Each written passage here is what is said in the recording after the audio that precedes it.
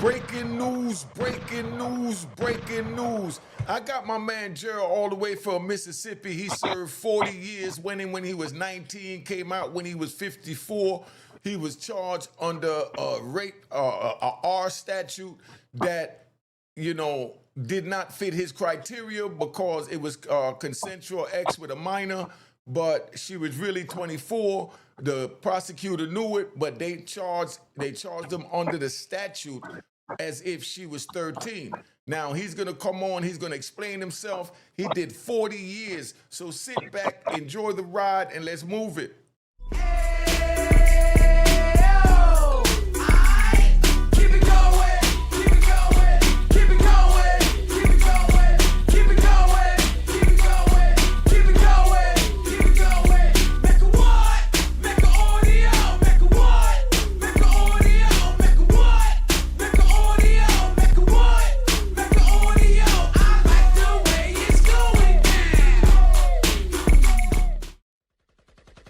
All right, I'm gonna bring my man Jerald up. He's gonna tell you about a bumpy ride he had. So this is supposed to prevent the youth from going down the path he went down.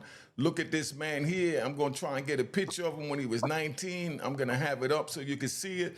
He came home at 54 years old, been out 9 years, and he reached out to me. Let's bring him up so he can introduce himself, and let's give him a round of applause.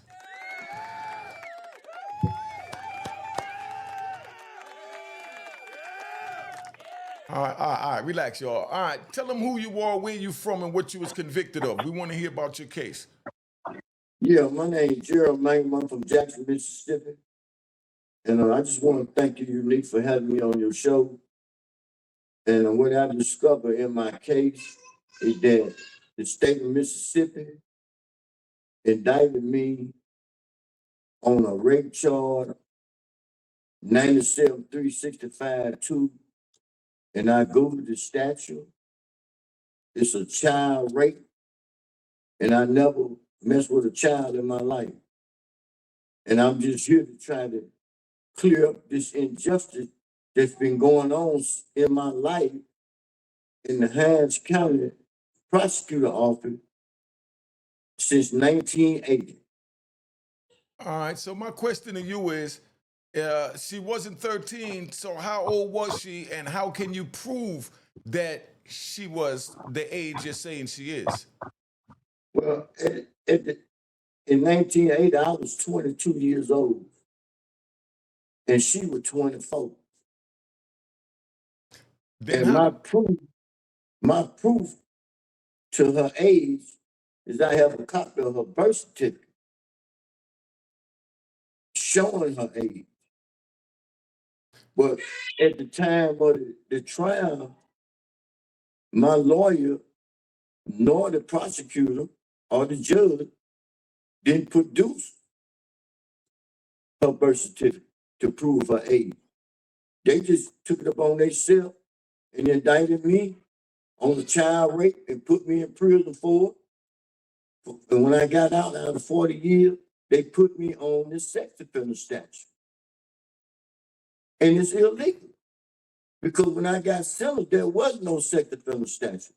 Then you indicted me on the wrong statute. So I really didn't even have a sentence at the time. Because it was fatally flawed on his face. So It's a defective indictment, and you can't bar me on a defective indictment. You can fight it 100 years. All right. So my question to you is, so you didn't know in 1980 that they was charging you with a 13-year-old?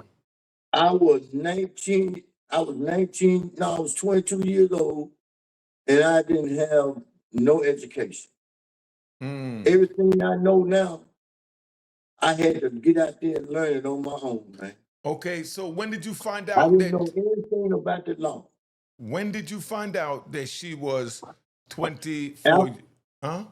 After I got out of prison and they put me on the sex offender registry, that's when I started my search. And That's when I realized that they had indicted me on a child rape. okay, They put me in prison on it. And the whole time I was in prison, I didn't even know But I know the parole board had set me out 16 times, but I couldn't figure out why. Now I understand why they did it. Because of this defective indictment. Oh, okay. So You can't what? put a man in prison on the wrong charge. And I got her birth certificate and I got the indictment. And the birth certificate don't lie. Okay, so where we at with it? What are you doing now about it? I'm in the Supreme Court. The Supreme Court sent the circuit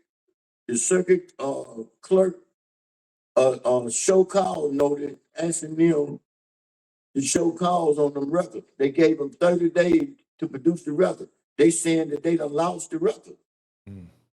But I got a copy of the record that they say they done lost. So how they handling it now?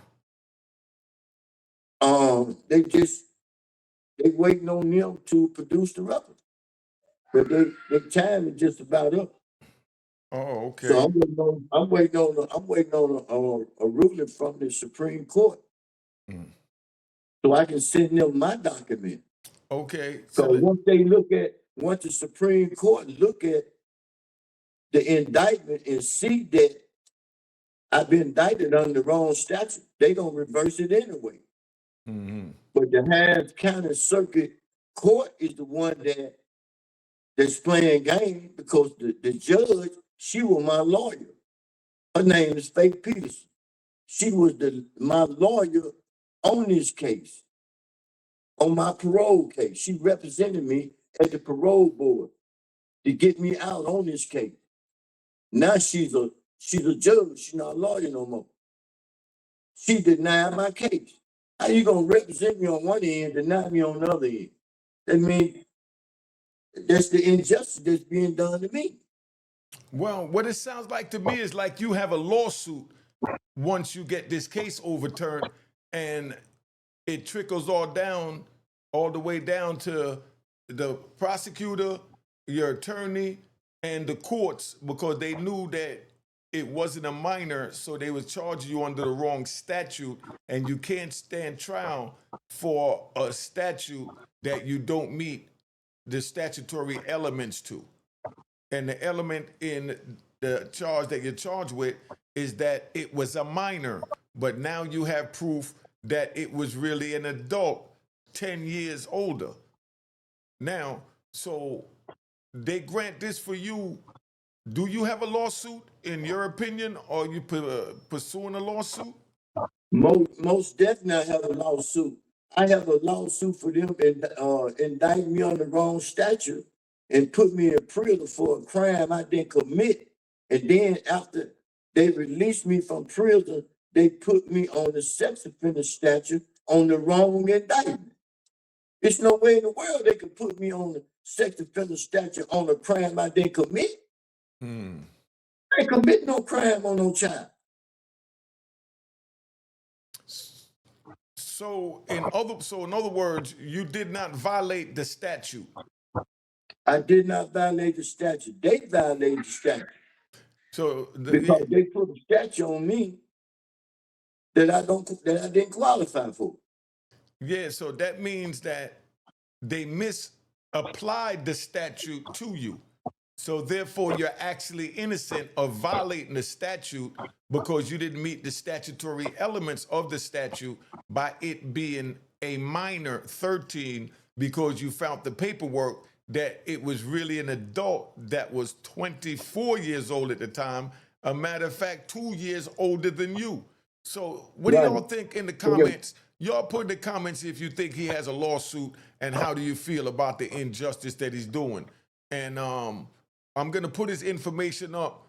So if y'all want to deal with his GoFundMe, or if you want to donate to his Cash App, I'll get that and I'll put it on the screen, because I know that this costs for the fight.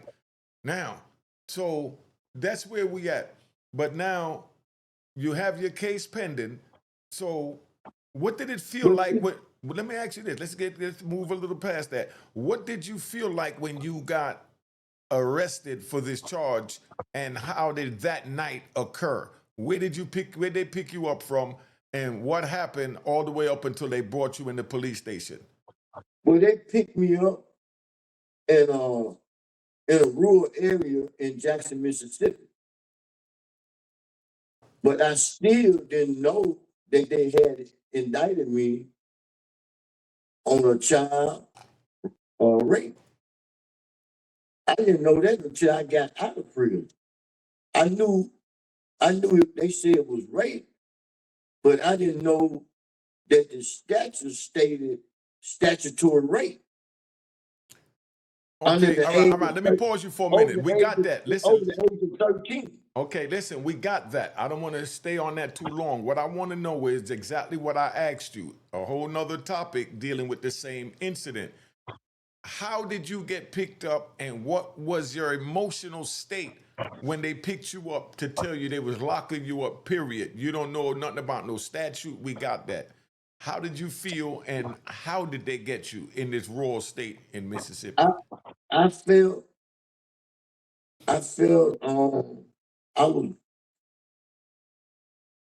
I didn't have any help. So I knew I knew I was black, I knew I was poor, and I knew I was in real trouble. And I knew that once I got to the judicial system there in Harris County, that they were gonna railroad me.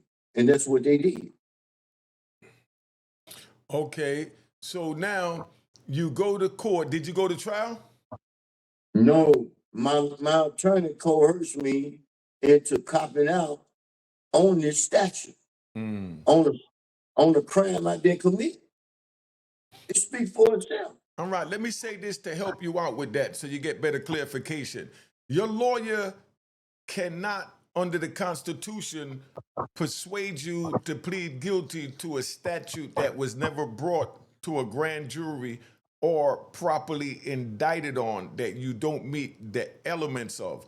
So that alone is an avenue for you to go back in that was ineffective assistance of counsel because your lawyer was supposed to know what the statute meant, even though you couldn't read or write and you did not know what the statute was. But it sounds to me like they perhaps dropped the ball on you and, like you said, railroading you from what you're saying so far. Am I correct? You're correct. Okay. You're absolutely correct. Okay. So now when you stood in front of that judge, and you admitted to the crime, at no point did the victim or her age come up at that sentencing hearing? Wasn't no victim there. No, did it come up in the wording in your sentencing when the judge spoke to you? Did the judge ask you, or at any time did they say that you did such and such to a 13-year-old, to a minor? No, it never came up. Mm. It Because never came up. In the order that I just got back from the judge that just denied my post conviction for newly discovered evidence. Mhm. And I sent the indictment and I sent the birth certificate. Mm. And she said that I was time barred. Mm. She said I was time barred and that I didn't have a certified copy, a legal copy of the birth certificate, and that the birth certificate was not unavailable at the time of the sentencing. So if it was not unavailable, then why didn't they produce it? Okay, My let me lawyer answer didn't that. Let me produce it. answer that. Let me answer Okay. that. And then we get into your lawyer. They felt that your lawyer should have been the one to get access to that birth certificate. And you're saying or thinking that, well, they should have known and they should have got it. But they was charging you with it. And we know that it's innocent until proven guilty. But in your case, they made it that you was guilty until proven innocent. And they expected you to do the footwork to get that birth certificate, not them. Now, what did your lawyer say why she did not get that birth certificate, being No, that it was excuse me, available? it was me. No, my lawyer, my sentencing lawyer is deceased. the lawyer that I retained, which is the judge now, Miss Peterson, she never said anything to me about the birth certificate either. But You know, it's but like that's what I'm going at. Hold on, stop. it's about the money, man. Okay, listen.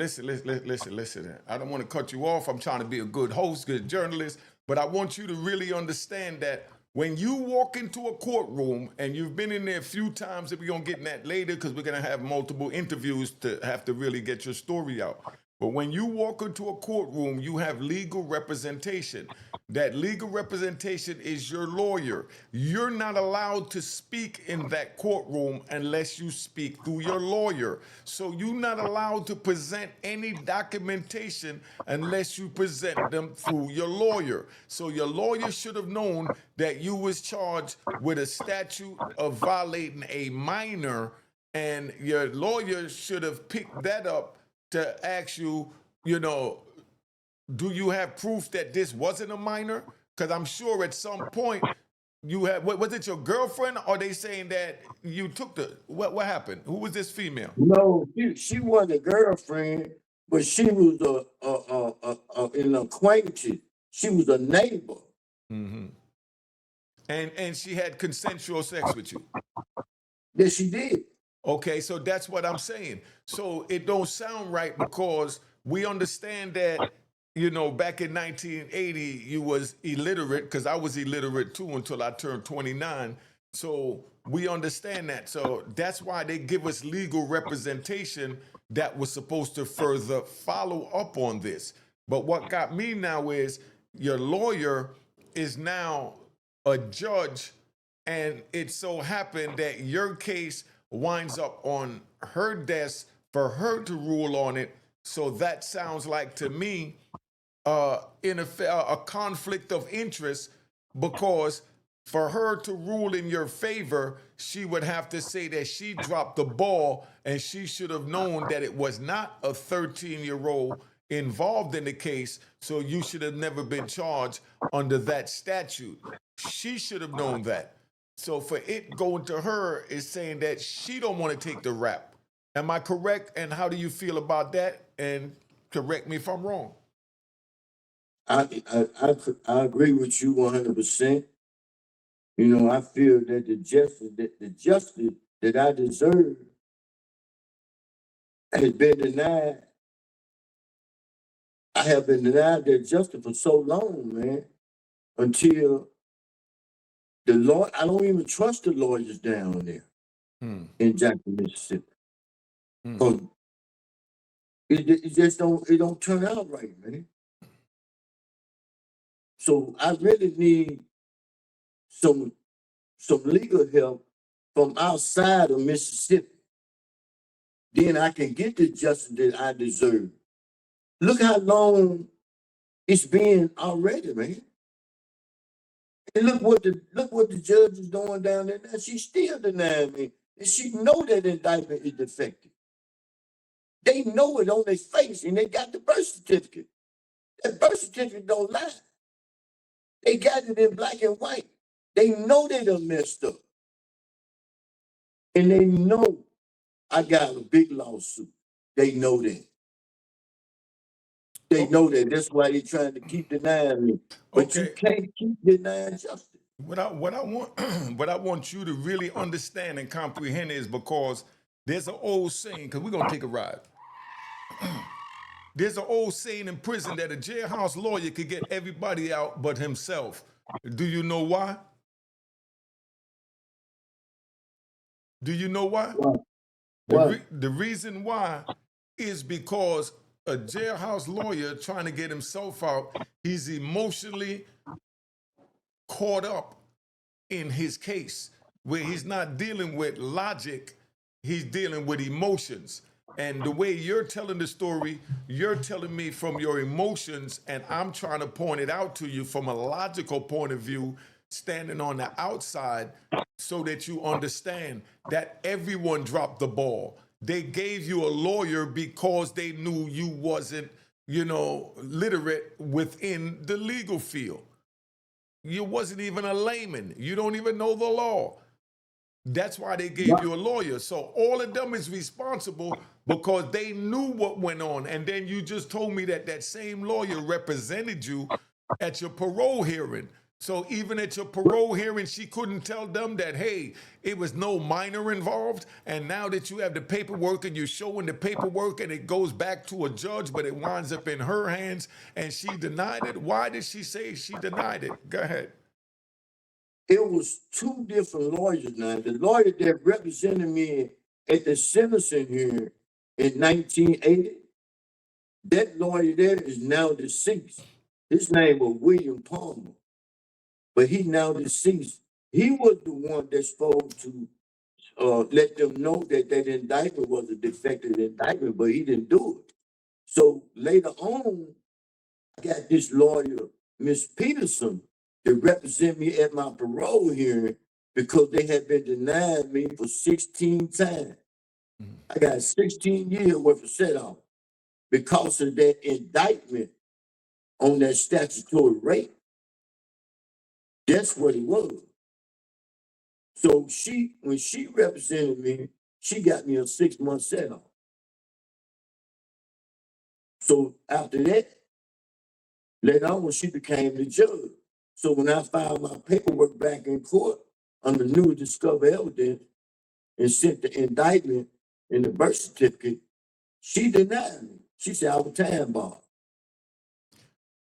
Exactly. You was time barred, but she was there during the time when it was supposed to be raised, and she was representing you because she even represented you at your parole hearing when you got the 6 Right? months, right? Yeah, So you're that's right. so But that's why I want you to understand that she's down with the play too.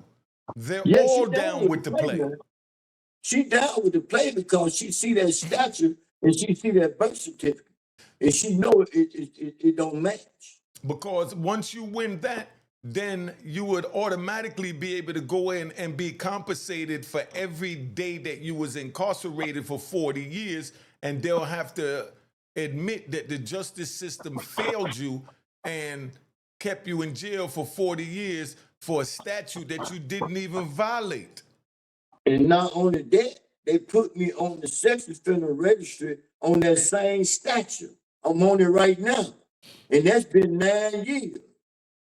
Okay, let me I ask you a can't. question. Let me ask you a question. So does that means that you did not even know that you had this statute with violating a minor until they put you on this? Hold on, until they put you on the sex offender list. Is that correct? Yeah, that's correct.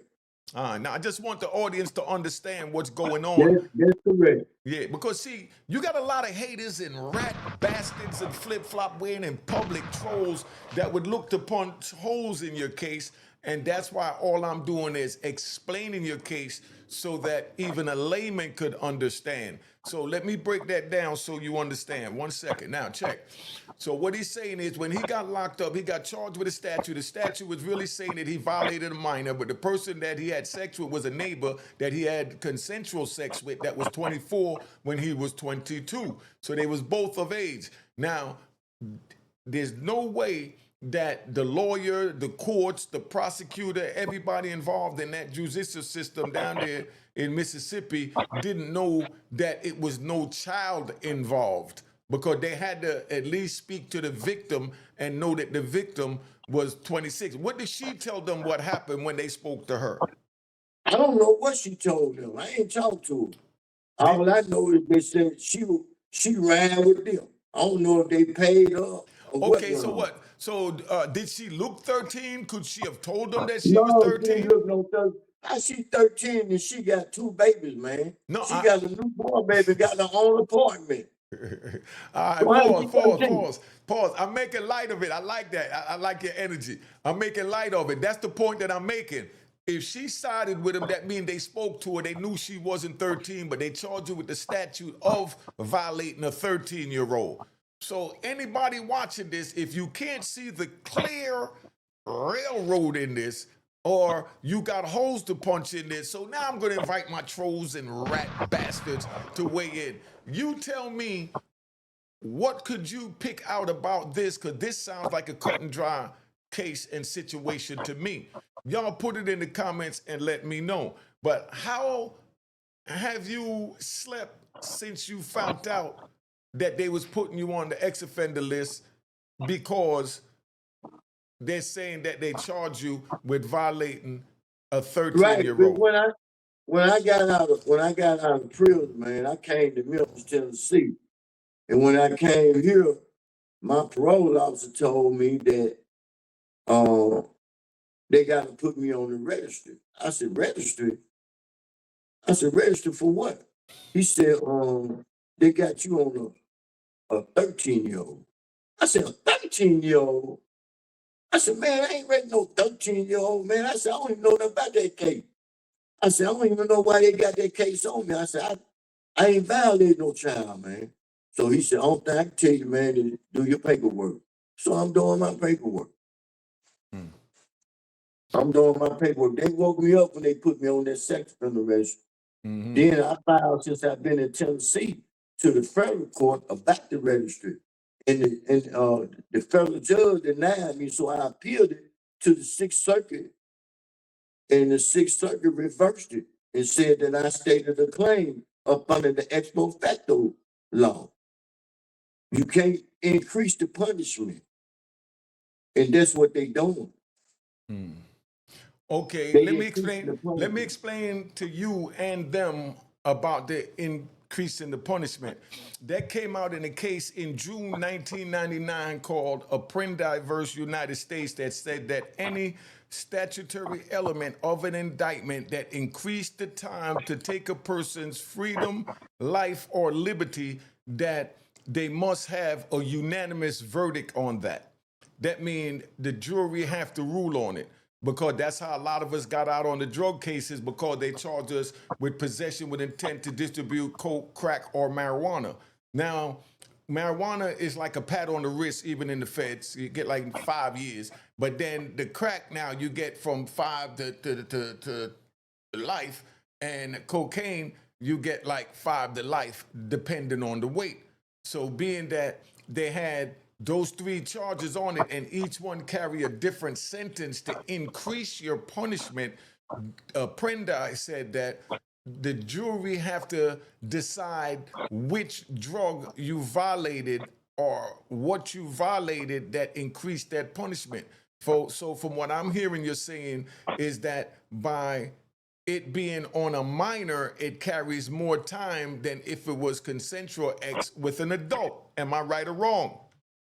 Right. And Mississippi does have an adult rape statute. But they didn't use that statute on me.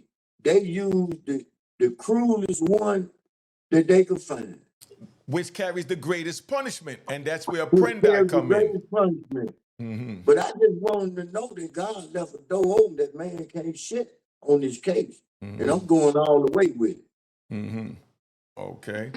All right. So now, my question to you is, how do you feel now emotionally knowing that they took 40 years of your life for a statute that you didn't violate, and you could clearly see that they clearly see it because they're using procedural hurdles to keep you out the court from giving you the justice that you deserve? How does that make you feel? And like I tried to ask you earlier, how are you sleeping at night knowing this? And be honest, we need to know your emotional mind state right now, knowing what you're going through. And you said that you have some ailments I don't want to say unless you want to share it, but you may not be, here I'm to. going to say it. Huh? Go ahead. I should be crying, but I'm smiling because that's the way he'll do you, man. He take the loaded thing that's low, man, and put them on high. And that's the time we living in now, man. Everything in the dark finna come to the light. So how I feel about that, when I got diagnosed last year of having prostate cancer and a tumor on my brain, and I was already off into the law researching my case. And my case been hid. It's been hid for over 45 years. And I said that after I got diagnosed, it don't matter what they do to me. I'm gonna let justice be served on me. I'm gonna get the justice that I deserve because they the one that wronged me. I got the proof. I am the proof. That statute the proof. That birth certificate is the proof. It don't matter no more how they feel. It's not about them no more. It's about me getting the justice that I deserve. And Martin Luther King said justice anywhere is injustice everywhere. And injustice is up on me right now. In the Mississippi court, everybody know about Mississippi. Mississippi one of the racist state in the nation, man. Everybody know about Mississippi. Everybody know about parchment prison. Worse than slavery. Everybody know, man. So I sleep good at night because I don't let that affect me the way I used to, man. If I'm gonna die, I ain't gonna die on my knees. I'm gonna die a man, and I'm gonna die with that pen because the pen might have been swollen. I don't need no gun. I need that pen. And there was a time in our life, man, that if you got caught with a book, the penalty was death. So I'm so glad that we ain't living in no time right now.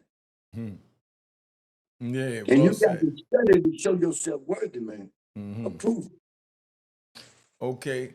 All right. So that's where you went. So you said that Mississippi prison was worse than slavery. Explain that. When I was there, I was picking cotton, man. You gonna either pick cotton or go out in that field and work, or they gonna beat your ass. It's just simple as that. It was their way or no way. It was a hard life, man. It was a hard life. Prison ain't no fun, ain't nothing fun about prison. It's psychological torture. And when I went in, it's more to this story, but I can't tell it all today because it's so much. I'm writing on a book called Kill or Be Killed right now by Parchment Prison. Who know it better than me? And God let me live to come out clothed in my right mind, to live to tell the story. And I'm going to tell the story. I'd rather be hated for who I am than to be loved for what I'm not. And that's what the judicial system want me to be. And I can't be what they want me to be. I got to be what God made me. He made me a man. All right. So what are you doing now that you're home? Who you staying with after 40 years? Who was still alive? Hold up. Who was still alive after you came home after 40 years? 'Cause I lost both of my grandparents, my father, my grandmother, another grandmother. I mean, so who was still alive and who are you staying with? How are you surviving? Because you look pretty damn good. I got God blessed me to get my own crib when I got out. I got my own crib. Right now, I just got married last year in November. But being up under the sex offender registry is certain places areas they don't want you to live in. But my wife, she lived 3 minutes from the police station, but they saying her area is a restricted area. So I'm going to challenge that into the judicial system because you can't deny me from being with my wife. Right now, I'm living in my apartment and she lived in her house. But we legally married. So that statute is hurting me in so many ways. It's messing with my music career. It's messing with my book. It's interfering with it. It's interfering with my daily function. I mean, they violate my constitutional right all around the board. Okay, so you said you got a book and a music career. Tell us about that. I got a book about parchment, the year that I spent in there. And it's so much that I have to share with the public, with the American people, about Parchment Prison. I caught my first murder charge in Parchment after being attacked by a guy that had been on death row. And he got off death row and he just went crazy. So I had been there for 3 months. So you know when you first go to prison, they gonna try to new man. And they were raping them young guys up in there like they were women, man, when I went there. That wasn't my case. But I'm just saying, you know, it was bad, man. You didn't know how to protect yourself. You was in a world of trouble. What do you mean protect yourself? Give us an example of something you've seen What where I mean someone... by protect yourself, man, if you couldn't hold up for yourself, if you couldn't hold up for your body, you had men in there at that time, they were sick in the mind, man. And they were looking at young guys like they was women. And they was raping them. And the system wasn't doing nothing about it. It was a bad situation, man. You had guys in there, man. I was in there with guys killing their mama, dad, sister, brother, auntie, uncle, cousin, wife. And I had to sleep around these people for 40 years. So all right, hold up, pause. So this is where we at. That's gonna be the end of part one. We're gonna get into what it was like where he's talking about the R's in the prison, the unalivers he was with and everything. So sit back, enjoy the outro. Let's keep it moving. All right. Cheers, cheers, toast the crime, toast the crime, the crime, the crime, the crime.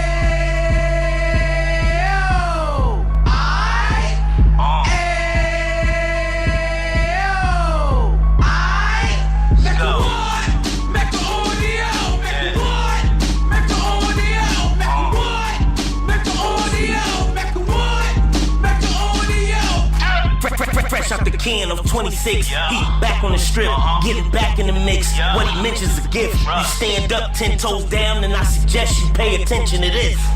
Take a little gully posse and put it in hall. He cut from the bottom, came up from the bottom. Drop the book, you should go and get it. An Instagram page and a YouTube, you could go and visit.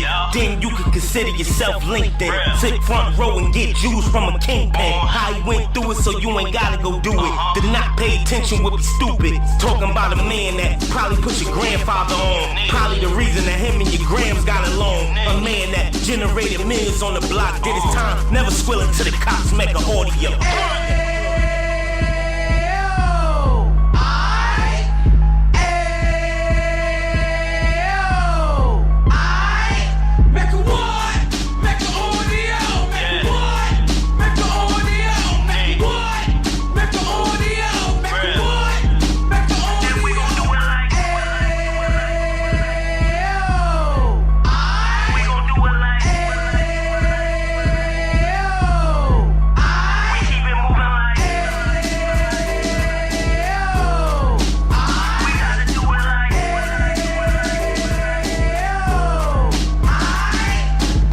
Get it live like 2 G's in the 90s. Drop top beamer so shiny. I let shorty go, she was whining. Treat her like my past, she behind me. Spend a couple bands on the Dapper Dan. You eat back again, getting green like a Packers fan. No cap, it's a roaring uptown. They be horn uptown, Dominican bust downs. Now we on the positive, we got a lot to give. Now you trying to stop the kids from being inoperative. So take heed, homie, lend it air. He started in uptown, he gon' finish dead. But now it ain't about selling drugs, buying cars. It's about buying property to make the community yard. So we can get back to the